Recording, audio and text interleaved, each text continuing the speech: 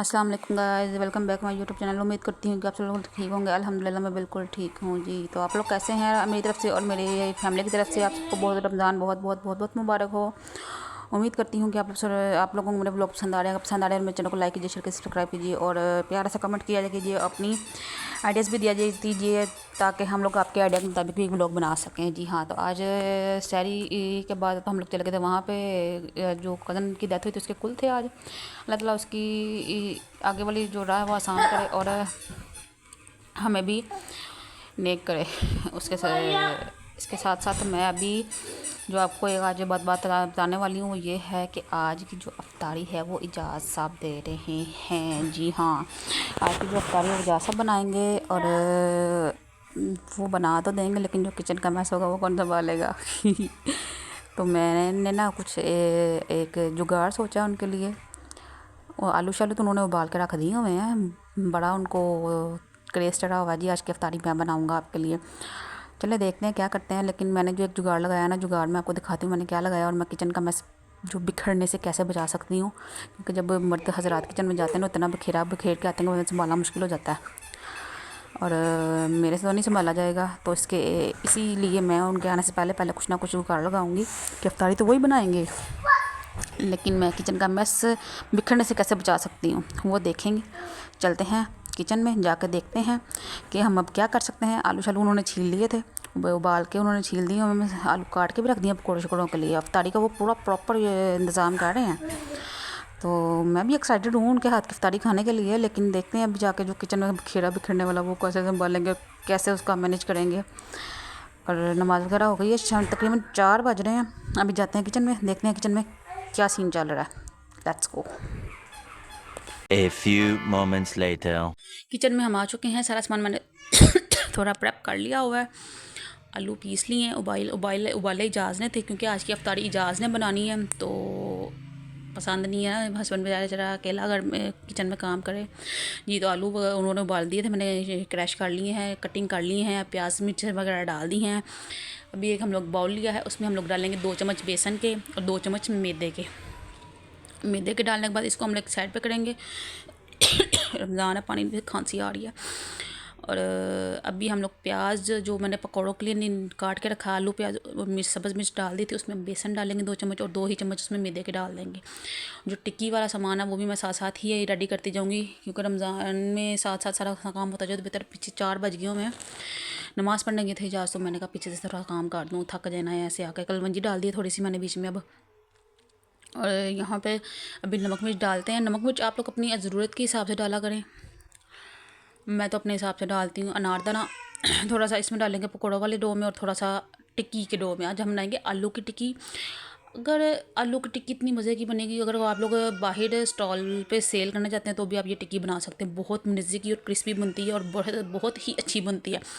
अच्छा, आप लोगों के पकौड़े के सामान में डाल देंगे नमक मिर्च हस्बे ज़रूरत, हल्की सी तीखी सी टिक्की बनाएंगे आज, थोड़ी तीखी क्योंकि टिक्की इजाज़ को तीखी ही पसंद है। गाड़ी का शोर आ जाए या बाइक की आवाज़ आ जाए तो इग्नोर कीजिएगा क्योंकि मेरा किचन बारी वाली साइड पे है, मेन रोड के ऊपर, तो वहाँ से ट्रैफिक तो फिर जाती आती रहती है। अच्छा, पकोड़े के सामान में हम लोगों ने सामान डाल दिया था। अभी टिक्की का सामान जो है उसकी डो बनाएंगे। डो बनाने के बाद इसके हम बनाएंगे छोटे छोटे बॉल्स।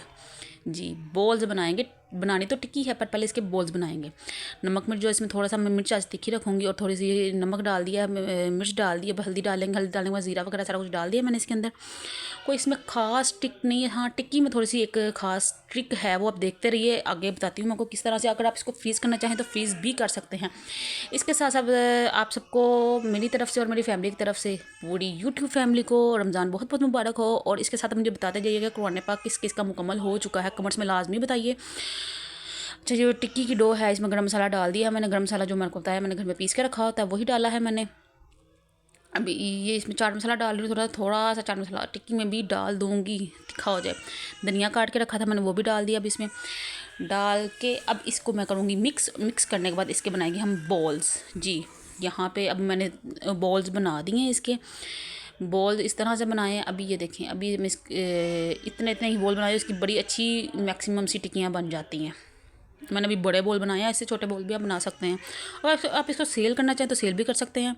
अगर घर के लिए आप इसको फ्रीज़ करना चाहें तो वो इसके अगले स्टेप पे आप इसको फ्रीज़ कर सकते हैं। मैं बताती हूँ किस स्टेप पे आप इसको फ्रीज़ कर सकते हैं, या इस स्टेप पे फ्रीज़ नहीं करना, अगले स्टेप पे इसको बताती हूँ कैसे फ्रीज़ करना है। अभी हम जाएंगे डो की तरफ। डो बनाएंगे एक छोटी सी बाउल में, जो मैंने बेसन और मैदा डाला था इसमें डालेंगे नमक, मिर्च और हल्दी, 3 मसाले डालेंगे। मसाले डालने के बाद इसको हम थिक सा इसका ना पेस्ट बनाएंगे।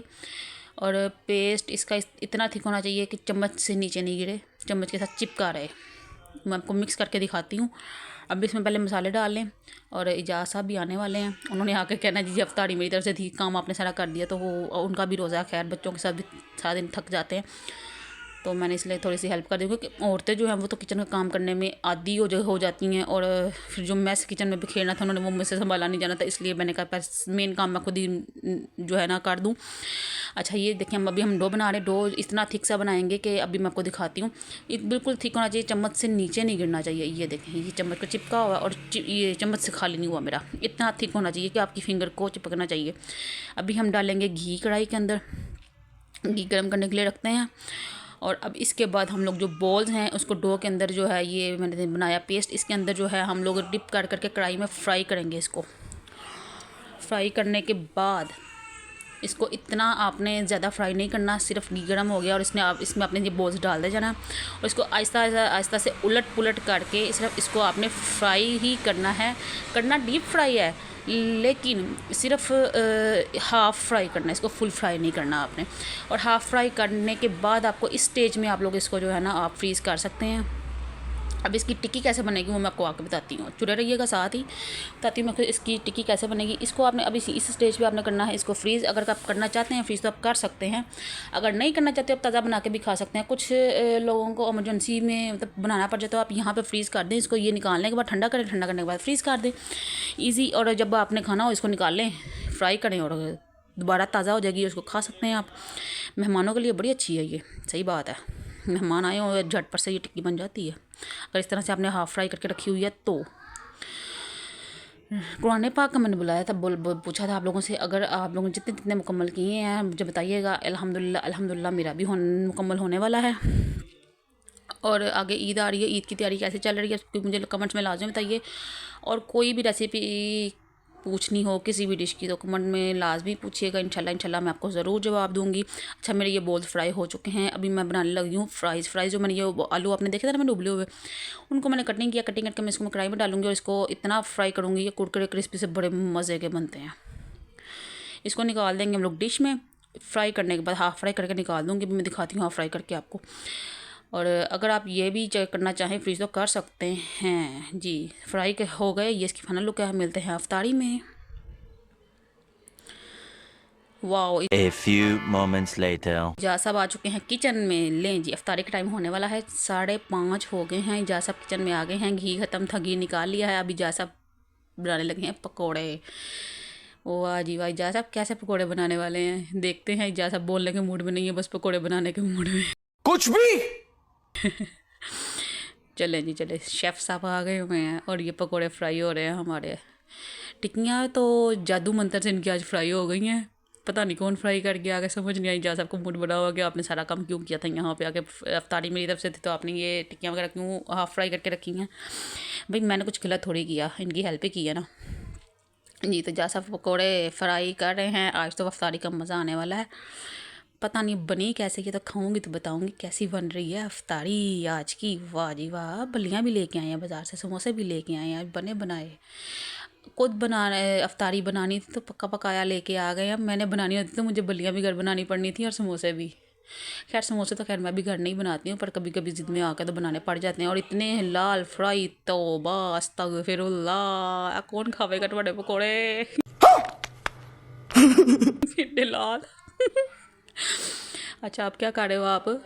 टिक्कियाँ फ्राई हो रही हैं। अच्छा टिक्कियाँ बना दी थी आपने बनाई हैं। अच्छा गाइस, जो मैंने बोल्स बनाए थे ना वो इजाज़ हमने इसकी टिक्कियाँ बना ली थी और ये फ्राई कर रहे हैं। मिलते हैं अफ्तारी में।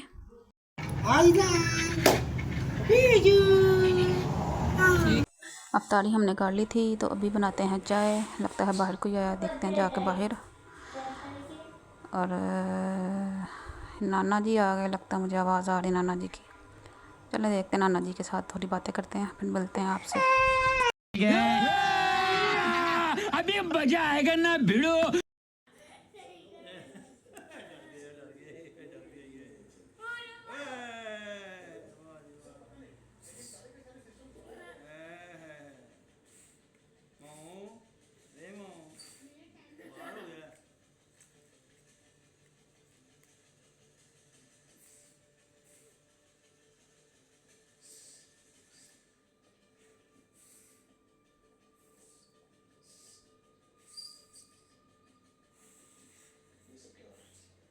A few moments later.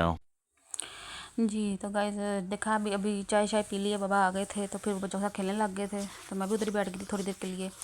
तो चाय शाय हम लोगों ने पी ली है, अफ्तारी हो गई है। जैसा साहब ने अफ्तारी बहुत मज़े की बनाई थी, पकौड़े कुछ ज़्यादा लाल हो गए थे, खैर कोई नहीं, मज़े के थे वैसे, बस लाल ही किए थे, बाकी थे मज़े के।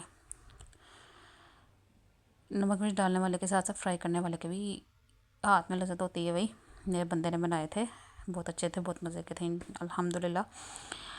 खैर एक बात कहना चाहूँगी कि अपने आइडियाज़ का जो कमेंट करते हैं ना, उसमें अपने आइडियाज़ का इजहार किया करें,